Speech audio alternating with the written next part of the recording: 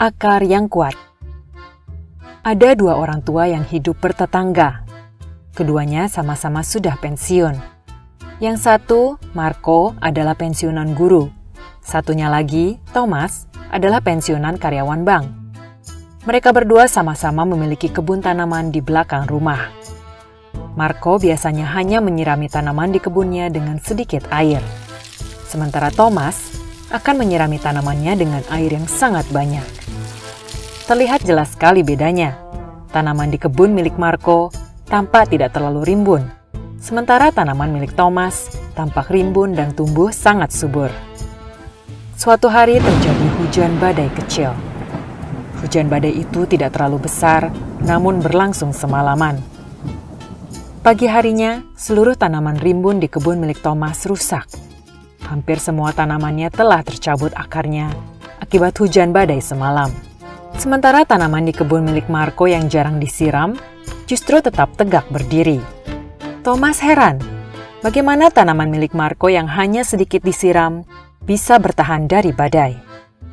Ia pun bertanya, "Marco, sahabatku, kamu hanya sedikit menyirami tanamanmu.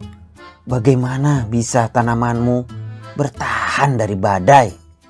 Marco menjawab, "Justru kawan, tepat karena itulah tanaman saya mampu bertahan dari hujan badai.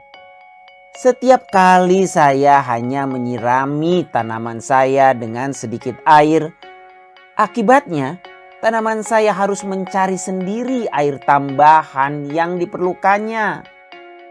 Yang pada akhirnya membuat akar tanaman saya terus berkembang jauh ke dalam tanah dan juga menjadi sangat kokoh.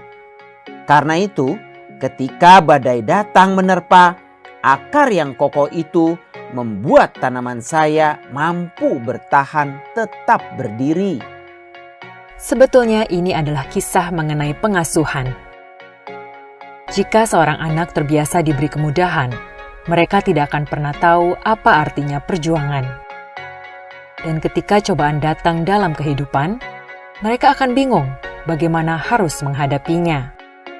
Sementara anak yang terbiasa harus berjuang, mereka akan tumbuh menjadi orang yang kuat, kokoh bagaikan akar pohon yang terbiasa harus mencari tambahan air sendiri. Dan ketika cobaan datang dalam kehidupan, mereka sudah siap untuk menghadapinya. Ajari mereka cara berjalan, namun biarkan mereka menapaki jalannya sendiri.